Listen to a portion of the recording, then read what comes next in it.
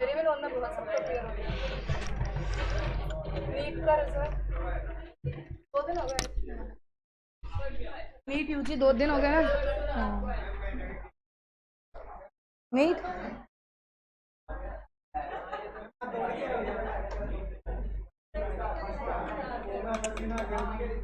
Stairs.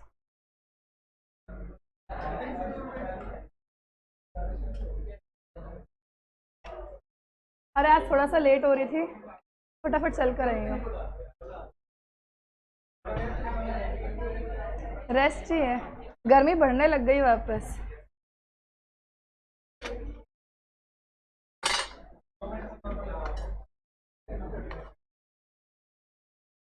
ये वाला epic pen नया है क्या?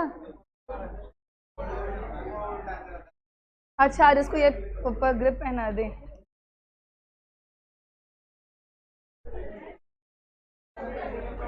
Okay class, let's start.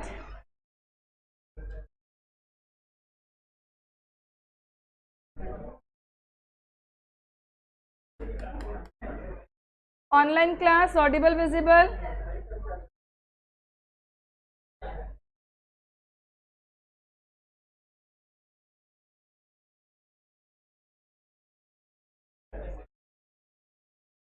कल की क्लास में हम लोग जो टॉपिक पढ़ रहे थे वो टॉपिक था तुम्हारा role of HR. Role of HR में कौन कौन सी हेडिंग्स कवर हो गई थी, फटाफट से बोलो। फर्स्ट हेडिंग कौन सी थी? इसमें था लीड करना है पीपल एंड ऑर्गेनाइजेशन को in the same direction right from the very beginning. फिर अगला पॉइंट क्या था? सेकंड पॉइंट क्या था? Core competence unique strength which is not shared by others. और क्या था पॉइंट?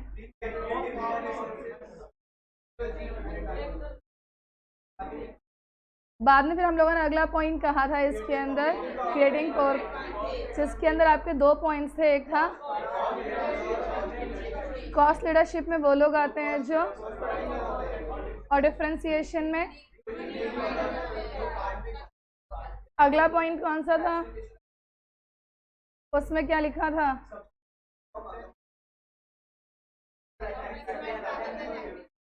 आपको प्रमोट करना है चेंजेस को rather than maintaining the same status. फिर अगला पॉइंट इसमें क्या था?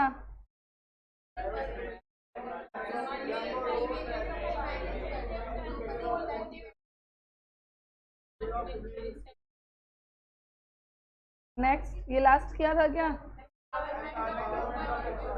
उसमें क्या था?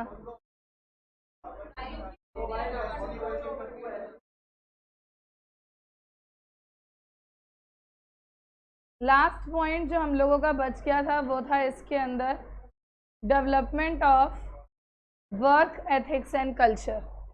अगर हमें पता हो तो किसी भी कॉरपोरेट के अंदर में आपका एचआर डिपार्टमेंट ही होता है जिसकी रिस्पॉन्सिबिलिटी होती है फ्रेंडली कल्चर मेंटेन करके रखना, एक ट्रस्ट वर्दी एनवायरनमेंट मेंटेन करके रखना।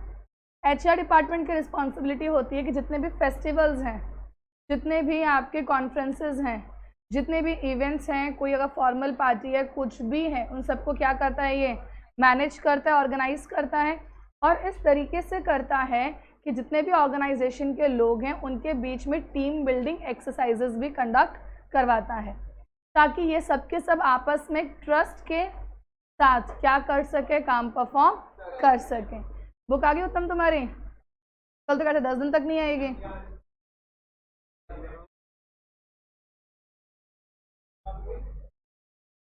तो development of work ethics and culture में यहाँ से सिर्फ इतना सा पढ़ना क्या लिखा हुआ है, क्लास अ वाइब्रेंट वर्क कल्चर। वाइब्रेंट मतलब होता है जितना ज़्यादा अच्छा, फ्रेंडली एंड पॉजिटिव। वाइब्स होती है ना बेसिकली, वाइब से वर्ड बना है वाइब्रेंट। जितना भी ज़्यादा पॉजिटिव वाइब्स का वर्क कल्चर होगा, हाँ, have to be developed in the organization to create an atmosphere of the trust among the employees and encourage creative ideas by them। Simple सी बात है, जितना ज़्यादा अच्छा फ्रेंडली इनफॉर्मल वर्क कल्चर होगा उतना ज़्यादा लोग ज़्यादा ट्रस्ट के साथ काम करेंगे और उतना ज़्यादा क्रिएटिव आइडियाज़ को आपस में क्या करेंगे, शेयर करेंगे। ये हमारा लास्ट पॉइंट है, development of work ethics and culture का। तो क्या पॉइंट लिखा है development of work ethics and culture के अंदर, कि जितना ज़्यादा वाइब्रेंट वर्क कल्चर होगा, आपका जितना ज़्यादा इजी वर्क कल्चर है, काफ़ी ज़्यादा आप अपने अकॉर्डिंग उसे चेंज कर सकते हो, अपने अकॉर्डिंग सब आपस में मिलकर काम कर सकते हो, उतना ही ज़्यादा अच्छा एटमॉस्फेयर होगा किसका, और वो एनकरेज करेगा किस चीज़ को, क्रिएटिव आइडियाज़ को। तो इसमें सिंपल सा पॉइंट दे रखा है आपको, क्या लिखोगे इसके अंदर, यही पॉइंट लिखवा देती हूँ, vibrant work culture in organisation creates an atmosphere of trust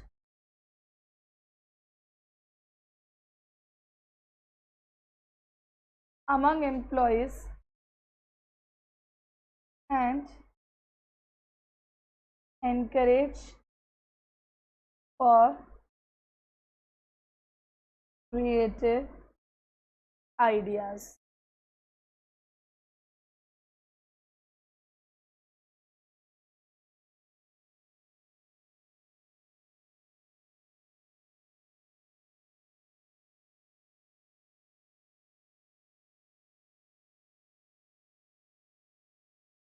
ये मैंने इससे लिखा है, स्क्रीन पे लिखा है, तुम्हें उठना पड़ेगा।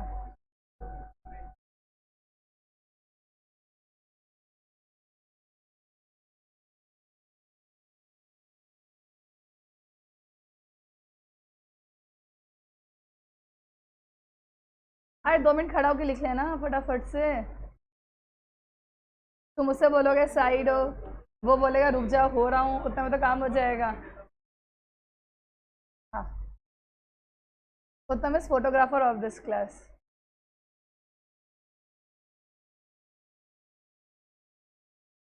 चलो, अपने पास में 2 टॉपिक कवर हो चुके हैं, एक एचआर का हो गया और एक आरएनडी का हो गया। लास्ट के दोनों टॉपिक्स हम कवर कर चुके हैं।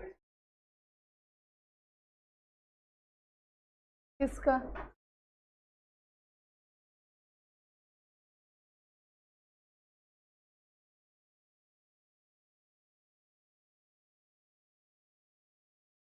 कौन सा पॉइंट?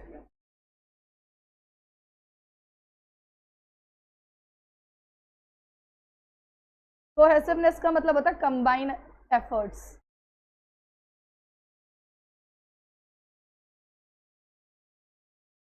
इसमें लिखा है फोकस जो है बेसिकली आप बाहर के फैक्टर्स को जगह एम्प्लॉयज़ के अंदर के फैक्टर्स के साथ लेकर आओ। जैसे कि अगर ज़्यादा अच्छा ट्रस्ट होगा तो बाहर की मोटिवेशन की ज़रूरत नहीं है, एक अंदर से इंटरनल मोटिवेशन आती है काम करने की। अगर एनवायरनमेंट ज़्यादा फ्रेंडली होता है तो people will themselves feel motivated to work, rather than आपको उनको एक्सटर्नल फैक्टर्स नहीं देने पड़ेंगे। जैसे अच्छी सैलरी दे रहे हो, कॉम्पनसेशन दे रहे हो, वो इंटरनली मोटिवेटेड फील करते हैं। इंट्रिंसिक का मतलब होता है इंटरनल टाइप्स।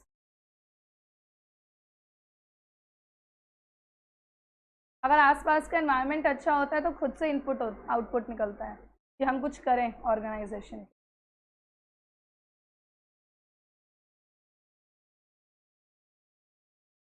फटाफट से टॉपिक पे आ जाओ मार्केटिंग के, और मुझे बताओ फटाफट से मार्केटिंग मिक्स क्या होता है। कॉम्बिनेशन ऑफ 4 पीस, इसके अलावा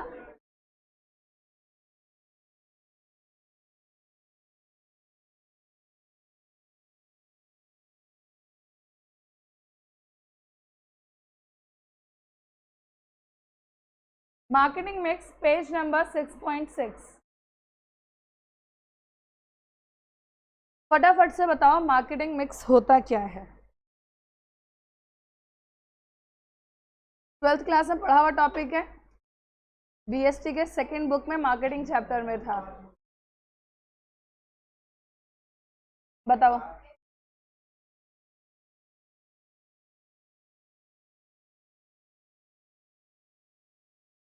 मार्केटिंग मिक्स का मतलब यही है, मार्केटिंग मिक्स का मतलब होता है बेसिकली वो सारे के सारे वेरिएबल्स, वो सारे के सारे फैक्टर्स एनवायरनमेंट के, जो सब मिलकर कस्टमर को प्रोडक्ट, अच्छा प्रोडक्ट, वैल्यूएबल प्रोडक्ट सर्व करने में क्या करता है, हेल्प करता है।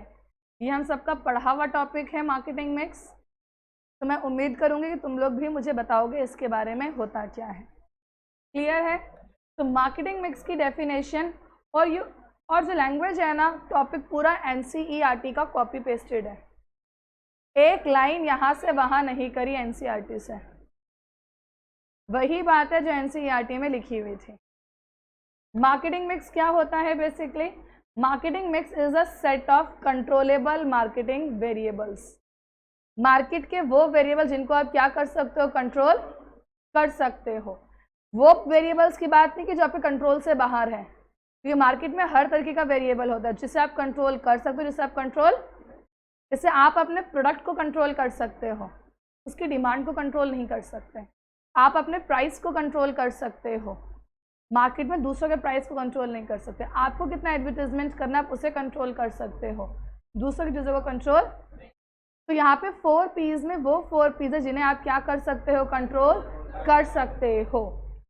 Date of firm blends, blend का मतलब बताया था मैंने एक बारी, मिक्स। इन 4 P's को फर्म क्या कर रही है, मिक्स कर रही है, ब्लेंड कर रही है, ताकि प्रोड्यूस कर सके the response it want from the target market. Target market जैसा प्रोडक्ट चाहती है वो प्रोडक्ट उनको बनाकर दे सके, प्रोड्यूस कर सके वो रिस्पॉन्स जो टारगेट मार्केट उनसे अचीव करना चाहती है। तो मार्केटिंग मिक्स में हर वो चीज़ आ जाती है जो इन्फ्लुएंस करती है एक प्रोडक्ट के डिमांड को। इसमें कितने P's आते हैं, और ये 4 P किसके लिए स्टैंड करते हैं, product, price, place and promotion, है ना। यहाँ तक का बात तो हमने NCERT में पढ़ी थी। अब एक छोटी सी बात है ये जो NCERT में नहीं थी। 4 P's के ऑपोजिट 4 C's भी होते हैं। 4 P हमारे होते हैं मार्केट के एंगल से। किसके एंगल से? MCQ के लिए ध्यान रखना, 4 P किसके एंगल से होते हैं, मार्केट के। किसके एंगल से? 4 C होते हैं हमारे पास में जो होते हैं कस्टमर के एंगल से। किसके एंगल से? कस्टमर के एंगल से। तो 4 P किसके एंगल से हुआ और 4 C किसके एंगल से हुआ? अब देखो पहला 4 P क्या था, प्रोडक्ट। प्रोडक्ट कस्टमर के लिए क्या होता है, उसका प्रॉब्लम का सॉल्यूशन। आपको भूख लगी, आपने मैगी का पैकेट खरीद लिया, तुम्हारी प्रॉब्लम का क्या है वो, सॉल्यूशन। तुम्हें पढ़ना था, तुमने बुक खरीद ली, तुम्हारा क्या था, प्रॉब्लम का। तो product is known as customer का सॉल्यूशन। ये तुमसे MCQ में भी ऐसे पूछ सकते हैं कि एज पर 4C what does product stands for. समझ में आया? 4C के हिसाब से बताओ प्रोडक्ट का मतलब क्या होता है। प्रोडक्ट का मतलब होता है कस्टमर का सॉल्यूशन। क्या होता है, कस्टमर का सॉल्यूशन। जो कंपनी के लिए प्राइस है, कस्टमर के लिए कॉस्ट है। जो कंपनी के लिए प्राइस है वो कस्टमर के लिए क्या है, कॉस्ट। तो यहाँ का प्राइस और वहाँ पे कस्टमर के लिए कॉस्ट। इनके लिए जो प्लेस है मतलब मार्केट, चाहे ऑनलाइन या ऑफलाइन, वो कस्टमर अपनी कन्वीनियंस के हिसाब से देखता है। वो कस्टमर के लिए क्या है, उसकी कन्वीनियंस है। क्या है उसकी? हम लोग प्रमोशन कर रहे हैं पर कस्टमर के लिए क्या हो रहा है, जो बात हम बता रहे हैं वी आर प्रमोटिंग बट उनको इन्फॉर्मेशन मिल रही है, तो उनके लिए क्या है, ये कम्युनिकेशन। तो 4 P's 4 C's है। 4C किसके पॉइंट ऑफ व्यू से है और 4P किसके पॉइंट ऑफ व्यू से है, marketer. Promotion stands for, price stands for, place stands for और प्रोडक्ट स्टैंड्स फॉर बोलते ही हैं कि हम कस्टमर को कम्युनिकेट कर रहे हैं चीज़ें, तो कस्टमर के लिए तो कम्युनिकेशन ही हुआ। प्लेस वाला जो चीज़ तुम्हारा, जो जगह तुम्हारे लिए ज़्यादा कन्वीनियंट होगी, you will visit to that place. तो कस्टमर प्लेस अपने कन्वीनियंस के अकॉर्डिंग ढूंढता है। ऑनलाइन प्लेस ढूंढेगा ऑफलाइन, ऑफलाइन में भी कौन सी प्लेस, घर के आसपास या दूर जाना पसंद करता है? आजकल तो घर के आसपास है। टारगेट मार्केट जिसके लिए प्रोडक्ट बनाया है, जैसे कि डव का सोप बनाया गया, तो टारगेट मार्केट क्या था? वो सारे के सारे लोग जिनको स्किन कैसी चाहिए, क्रीमी सॉफ्ट। लाइफ बॉय बनाया गया तो टारगेट मार्केट जिनको जर्म से बहुत ज़्यादा प्रॉब्लम है, तो वो टारगेट मार्केट है। जैसे जॉनसन्स बेबी बनाए, टारगेट मार्केट है मदर्स। ये प्रोडक्ट तो मदर्स खरीदेंगे, तो उनका टारगेट मार्केट है कि मदर्स के माइंडसेट में बात बिठानी है कि जॉनसन्स बेबी अच्छा है। आजकल जॉनसन्स बेबी अच्छा क्यों नहीं है? क्योंकि मार्केट के अंदर हमारे दिमाग में क्या है, टॉक्सिक फ्री चाहिए, टॉक्सिक फ्री चाहिए, तो वो मामा सही माइंड में घूम रहा है सबके। उसके अलावा कोई और मार्केट में आ जाएगा, तो जिसका माइंडसेट आपको चेंज करना है वो आपका टारगेट कस्टमर होता है। इतनी सी बात क्लियर? तो मार्केटिंग मिक्स के अंदर डेफिनेशन से खास पॉइंट आता नहीं है, सिर्फ एमसीक्यू के लिए ध्यान रखना, इसमें कंट्रोलेबल वेरिएबल्स होते हैं जिन्हें मिक्स करके हम वो प्रोडक्ट बनाते हैं जो हमारा कस्टमर खरीदना चाहता है। क्लियर है? पक्का? अब आ गया अपने 4P। 4P में पहला P किसके लिए स्टैंड करता है? Product. What is product?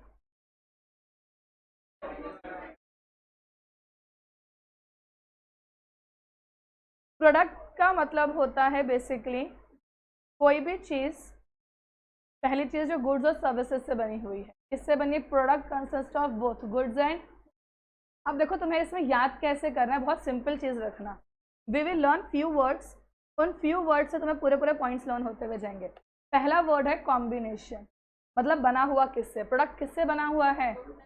Goods and services से बना हुआ है। अब देखो हम सबको पता है, हम लोग प्रोडक्ट को लेकर जो स्ट्रेटजी बनाते हैं, हमने बात करी थी पहले भी, मार्केट में हम लोग ये सोचते हैं कि कौन सा प्रोडक्ट लेकर आना है, कौन सा प्रोडक्ट ड्रॉप करना है और कौन सा प्रोडक्ट में चेंजेस करने की ज़रूरत है। जैसे हमने पहले ही बात करी थी HUL वगैरह के केस में, तो यहाँ पे जैसे उन्होंने क्या सोचा था, पहले डव का सोप आया, फिर धीरे धीरे देखा डव अच्छा सेल हो रहा है, तो क्या लेकर आओ? शैम्पू लेकर आओ। लेकिन लोग शैम्पू खरीद रहे हैं, क्या लेकर आओ? कंडीशनर लेकर आओ। ठीक है, तो इसी तरीके से यहाँ पे स्ट्रेटजीज बनती है प्रोडक्ट को माइंड में रखते हुए कि लोग उससे कितना सेटिस्फाइड है, कि कौन कौन सा प्रोडक्ट इसके अंदर तुम्हें क्या करना है, ऐड करना है। और अगर कोई प्रोडक्ट मार्केट में अच्छा काम, तो उसको बनाना क्या कर दो, बंद। क्लियर है? तो कौन सा प्रोडक्ट आपको क्या करना है, ड्रॉप आउट करना है। तो पहली बात जो प्रोडक्ट से रिलेटेड इसमें लिखी है वो क्या लिखी है? प्रोडक्ट क्या होता है? गुड्स एंड सर्विसेज जो आप अपने टारगेट मार्केट को दे रहे हो। यहाँ पे स्ट्रेटजीज बनेंगी। दूसरा मेन पॉइंट हमें क्या ध्यान में रखना है, स्ट्रेटजीज कौन सी बनेंगी? मैनेज करना है एग्जिस्टिंग प्रोडक्ट को, ऐड करना है न्यू वन को, और ड्रॉप करना है फेल्ड वन को। तो कितनी स्ट्रेटजीज बनाई हमने? 3। पहली, एग्जिस्टिंग में काम करो, या नया लेकर आओ, या फेल वाले को हटा दो। तो हमारे पास कितनी स्ट्रेटजीज बनती है इसमें? 3। पहली स्ट्रेटजी क्या है? Managing the existing one, adding the new one and dropping the failed one.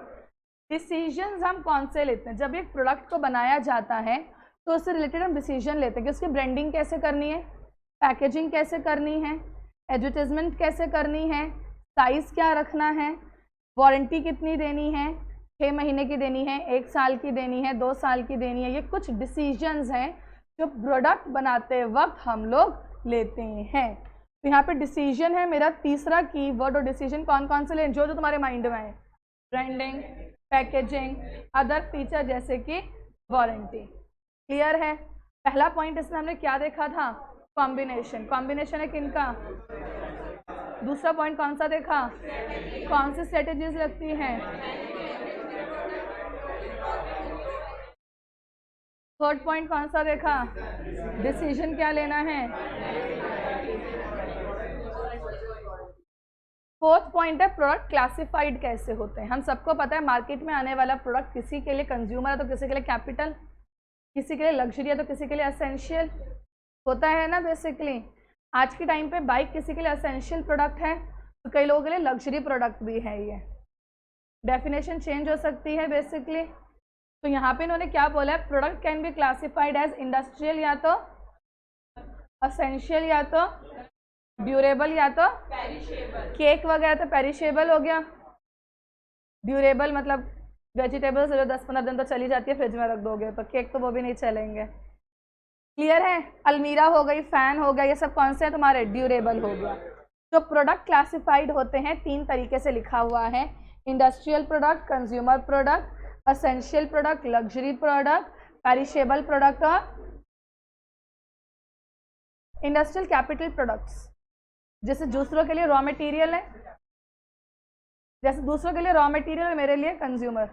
जैसे मैं ब्रेड का एक पैकेट लेकर आई तो उनके लिए तो इंडस्ट्रियल है पर मेरे लिए कंज्यूमर हो गया। जो प्रोड्यूसर जो दुकानदार दोनों के लिए, क्योंकि वो उसको बेच रहे हैं, कंज्यूम नहीं कर रहे। हु इज कंज्यूमर, तो लास्ट में गुड को कंज्यूम करता है।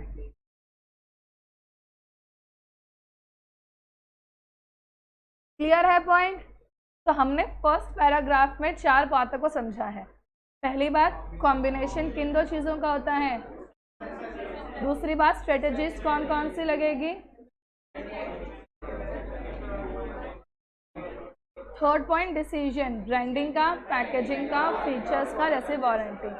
गुड्स को क्लासिफाई कैसे किया है, industrial, consumer, essential, luxury, durable और। अब देखो पहला पैराग्राफ हो गया, एक ये बीच वाला पैराग्राफ छोड़ो, अगला पैराग्राफ देखो क्या लिखा है। प्रोडक्ट को हम, ये बात तुमने 12th में पढ़ी थी, हर एक प्रोडक्ट अपने आप में अलग होता है। तुम मार्केट के अंदर सोप खरीदो, कोलगेट खरीदो, कुछ भी खरीदो, साइज में बड़े या छोटे होते हैं, पैकेजिंग अलग होती है, कलर अलग होते हैं, है ना। कईयों के अंदर 3-3 कलर होते हैं। तुम पेस्ट बाहर निकालो, ये ब्लू, रेड, वाइट, 3-4 कलर्स निकलते हैं, कोई पूरे रेड कलर के होंगे। तो इन्होंने यही बोला है, हर प्रोडक्ट अपने आप में क्या होता है, बट एक्चुअल में डिफरेंस वो सिर्फ माइंड में क्रिएट किया जाता है। क्या यही पढ़ा था ना हमने। Product can also be differentiated. 5वां पॉइंट हमने क्या उठाया, डिफ्रेंशिएटेड। किस किस बेसिस पे, size, shape, colour, packaging, brand name, after sales. Organisation seeks to hammer into customers mind.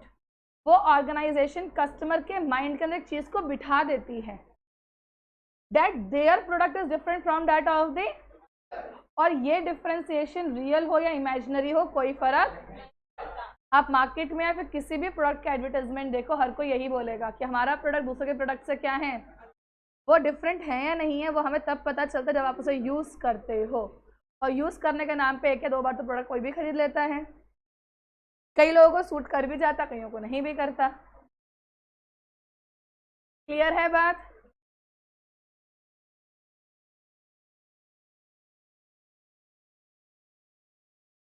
इसलिए तो लोग चाहते हैं कि हमारा प्रोडक्ट इंडिया में सबसे ज़्यादा बिके। इंडिया में कंज्यूमर बहुत सारे हैं और कोई भी नई चीज़ देख के बहुत जल्दी अट्रैक्ट भी हो जाते हैं। अच्छा ये चीज़ है, वी विल ट्राई।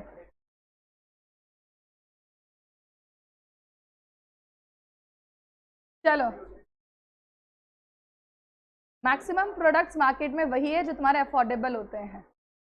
चलो फटाफट से प्रोडक्ट को एक बार फिर से देख लेते हैं क्या लिखा है। पहला पॉइंट क्या लिखा है प्रोडक्ट के बारे में, स्ट्रेटेजीज, डिसीजंस,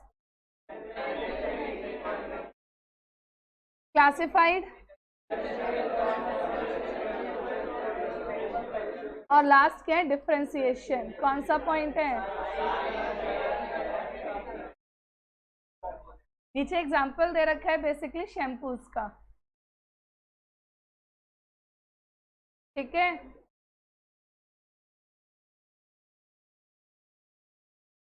मैं ओले नहीं पता,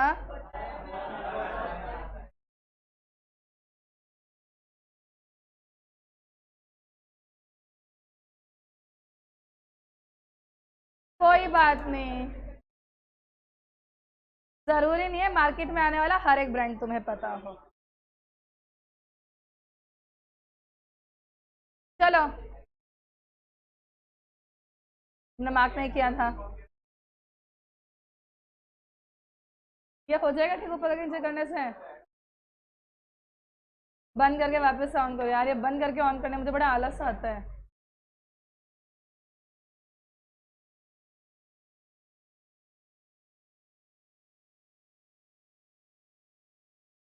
प्रोसेस ना बहुत लंबा हो जाता है इसे स्टार्ट करने का।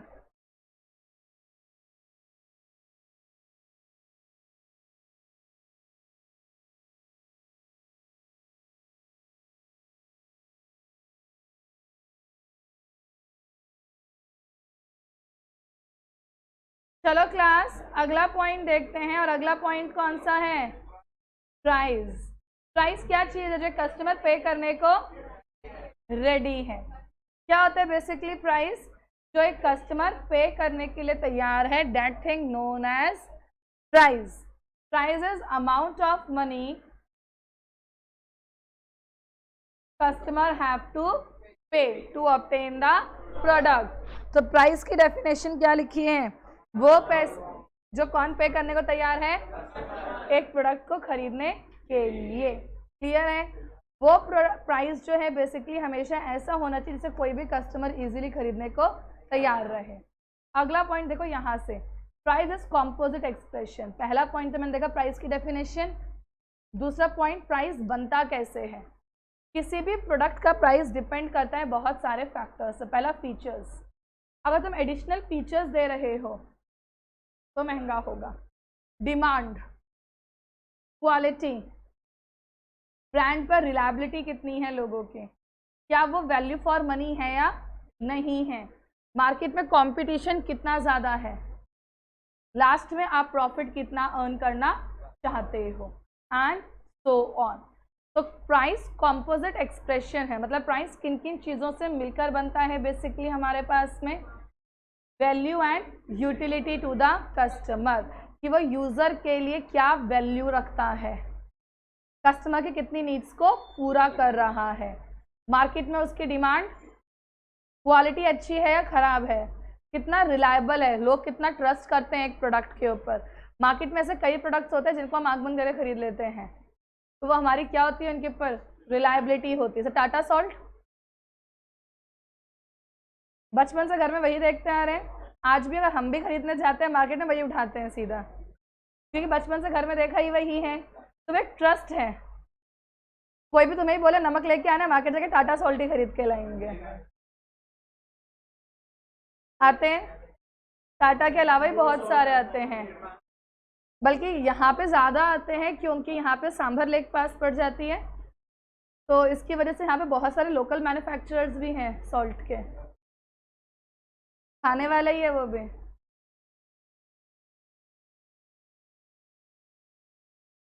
यहाँ नावा भी पास पड़ जाता है, आई थिंक जयपुर से थोड़ा सा ही।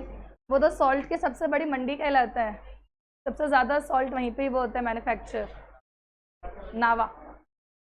सांभर के बाद पड़ता है मेरे ख्याल से नावा। सांभर तो सुना होगा, फुलेरा आता है, सांभर आता है, फिर आता है नावा।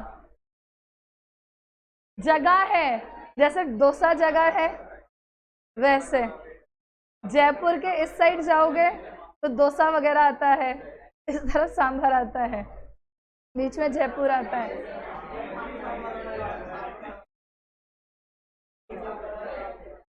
चलो कोई नहीं। कंपोजिट मिक्स्ड किस तरीके से बनता है? कंपोजिट मतलब होता है mixture.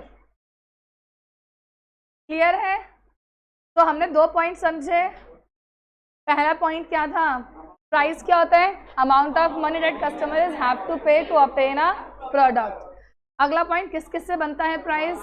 Feature, quality, reliability, demand, competition, product का प्रॉफिट एंड सो ऑन।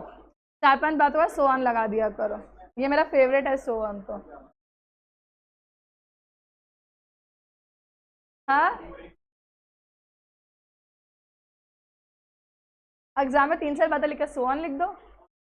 आजकल ईटीसी लोग नहीं लिखते इतना, आजकल सो ऑन ज़्यादा लिखा जाता है। सो ऑन का मतलब होता है बेसिकली कि इसी से रिलेट करते हुए आगे की बातें। आप एग्जाम्पल्स में लिख सकते हो ऐसे। हाँ, तुम्हारा क्या दे रखा है आगे सो ऑन की जगह? क्लास क्या बोलते हैं सो ऑन को?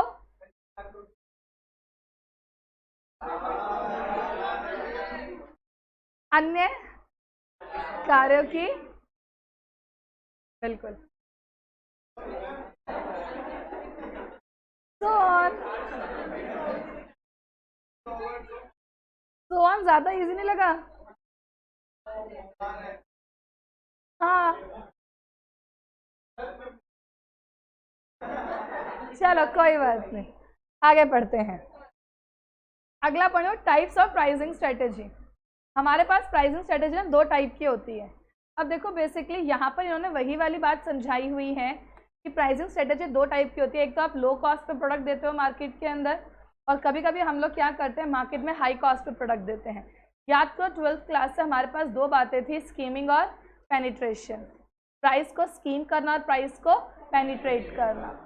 इसको ना यही बात इन्होंने नीचे ज़्यादा प्रॉपर तरीके से लिख के दी है, और ये बात हम लोग यहाँ से पढ़ेंगे, इसलिए इस वाले पैराग्राफ से। तो यहाँ पर भी इन्होंने वही वाली बात लिखी हुई दी है। फॉर डैट मैटर से हटाते हुए लिखो यहाँ से, फॉर अ न्यू प्रोडक्ट। एक नए प्रोडक्ट के लिए दो प्राइस स्ट्रेटेजी अवेलेबल होती है, और आप दोनों में से कुछ भी चूज़ कर सकते हो। या तो आप स्कीम करना चूज़ करते हो, या तो अब देखो डिपेंड करता है कि आपकी स्ट्रेटेजी क्या है। अगर मैं ये स्ट्रेटेजी चाहती हूँ कि मैं स्टार्टिंग में सस्ता बेचकर मास मार्केट कवर कर लूँ, तो मैं स्टार्टिंग में प्राइजेस कम रखूँगी, धीरे धीरे धीरे प्राइजेस को बढ़ाऊँगी, ठीक है। इसको बोलते हैं पेनिट्रेट करना।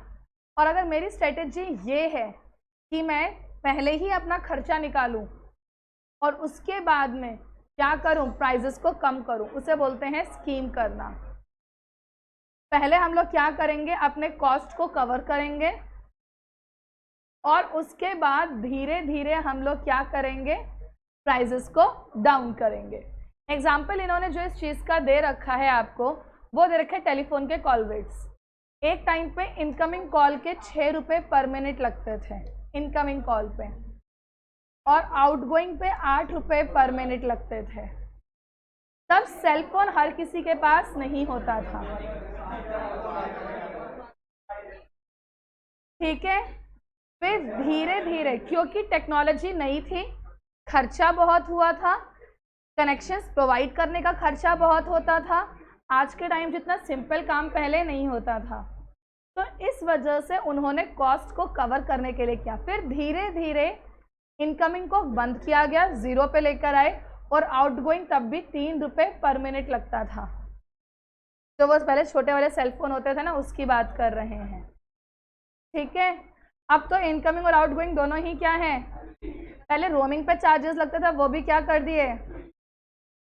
तो फॉर अ न्यू प्रोडक्ट दो स्ट्रेटेजी होती है, स्कीम करना, या तो स्कीमिंग के अंदर प्राइजेस इनिशियली कैसे सेट करते हैं, product is directed to those buyers जो रिलेटिवली प्राइस को लेकर लेकिन सेंसिटिव है टुवर्ड द न्यू। ऐसा नहीं कि उस टाइम पे लोग सेलफोन रखते नहीं थे, रखते थे, लेकिन सिर्फ वही लोग जिनके लिए ब्रांड और स्टेटस सब कुछ था, वरना वो लोग भी बहुत सारे होते थे जहाँ पूरी लोकेलिटी में एक के घर में लैंडलाइन होता था और सबके फ़ोन उसी लैंडलाइन पे आते थे। ये भी एक टाइम था, क्योंकि हर कोई लैंडलाइन भी अफोर्ड नहीं कर सकता था। हाँ,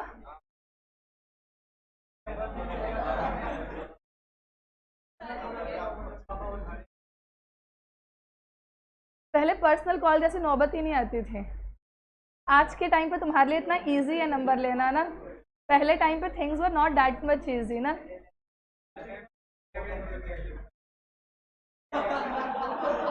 अगर तुम्हारी चिट्ठियां भी किसी और के हाथ लग जाए फिर क्या करोगे? पहले के टाइम पे ना इंसान डर के मारे फोन नंबर ही नहीं मांगते थे। वो पुरानी मूवीज नहीं देखी तुम लोगों ने, डर के मारे फोन नंबर ही नहीं मांगते थे। कौन सी मूवी देखी थी ये, तुमने देख नहीं मांगा अभी तक? तुम्हारा स्कूल टाइम इतना पुराना था? तुम लोगों के things are quite easy. Instagram जिंदाबाद। फॉर एग्जाम्पल किसका दे रखा है? कॉलरेट्स का। अगला पॉइंट क्या दे रखा है? Since initial take off the product is low, high price in a way helps in rationalising the supply in favour of the those who can afford it. तो हम सप्लाई सिर्फ उन्हीं के लिए करते हैं जो उनको क्या कर पाता है? अफोर्ड। तो पहला हमने किसके लिए लिखा क्लास? स्कीमिंग के लिए। स्कीमिंग का मतलब इनिशियली प्राइजेस को क्या रखना है? हाई। प्रोडक्ट सिर्फ उनके लिए बनाना है जो प्राइस के लिए क्या है? इनसेंसिटिव, और प्रोडक्ट को लेकर क्या है? सेंसिटिव है।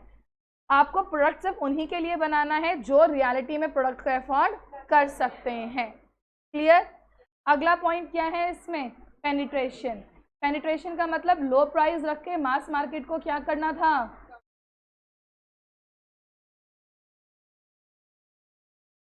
पेनिट्रेशन का मतलब होता है फर्म ना टेम्प्ट करती है लोगों को, अट्रैक्ट करती है। टेम्प्ट का मतलब क्या होता है? अट्रैक्ट करती है लो प्राइस को, अपने प्रोडक्ट को, और यही उनका सेल करने का सबसे ज़्यादा क्या होता है? मेन तरीका होता है। इसके through a very large number of potential consumer may be able to afford and willing to pay for it. Example है रिलायंस का जियो। पहले सस्ते में आया, बाद में धीरे धीरे धीरे धीरे प्राइजेस को क्या किया? बढ़ाता जा रहा है। अब 799 पे आ गया प्लान।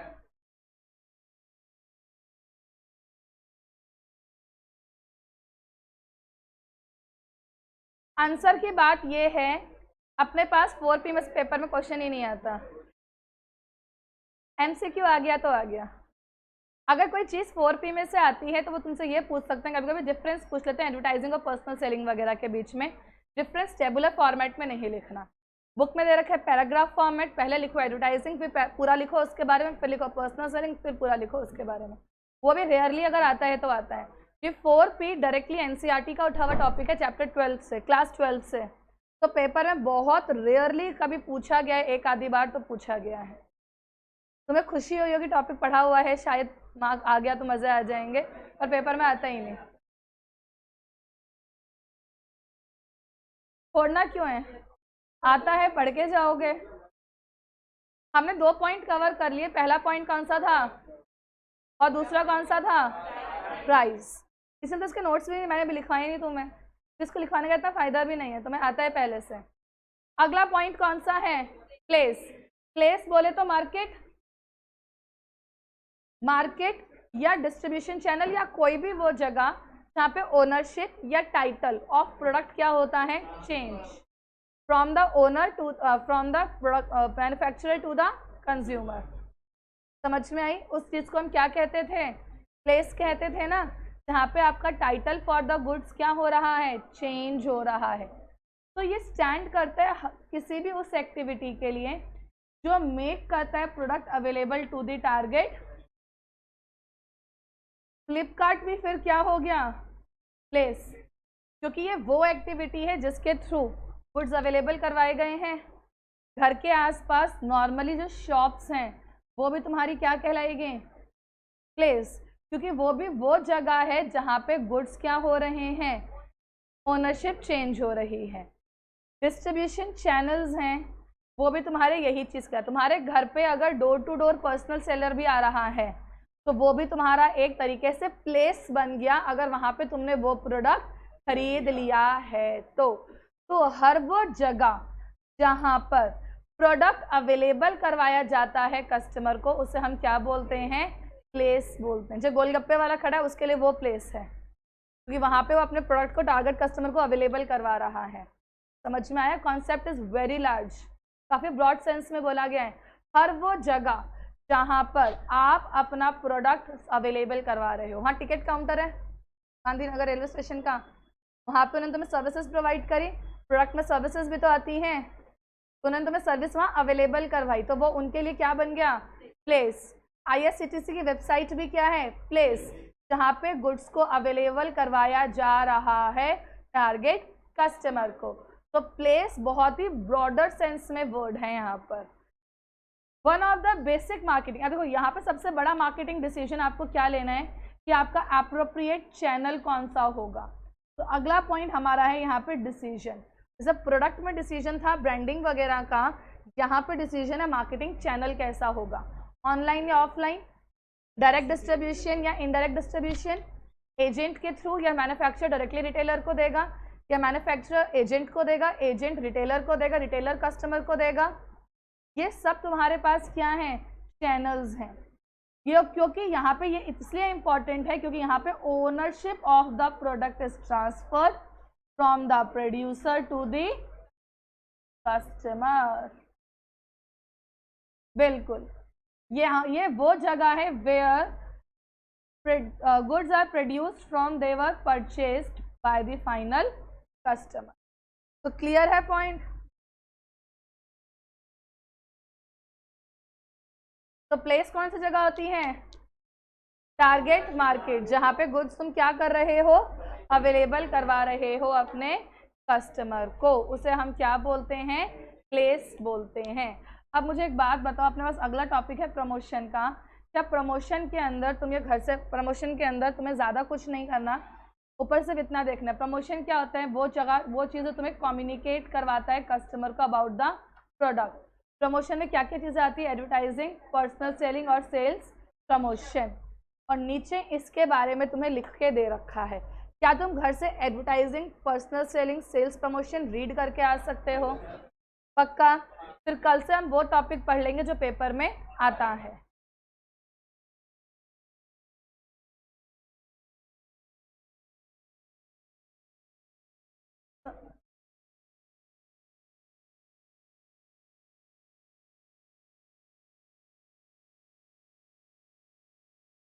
इसके अंदर उसकी प्लेस वो ऐप है जिस ऐप के थ्रू तुम काम कर रहे हो। तो जिस ऐप है ना, वो क्या वेबसाइट है एंजल ब्रोकिंग के, जिसके थ्रू तुम लोगों ने अपना ट्रांजैक्शन टेक प्लेस करवाई है, वो होगा। ये तुम जीएसटी में प्लेस पढ़ोगे पूरा। जब जीएसटी करोगे तो कोई भी प्रोडक्ट प्रोवाइड करने का प्लेस कौन सा होता है वो पढ़ोगे।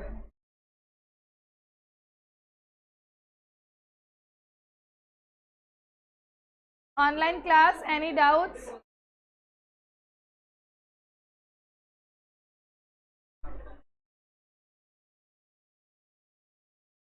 बोलो।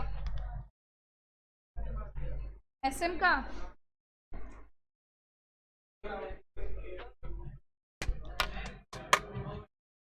तो बोलते मतलब होता है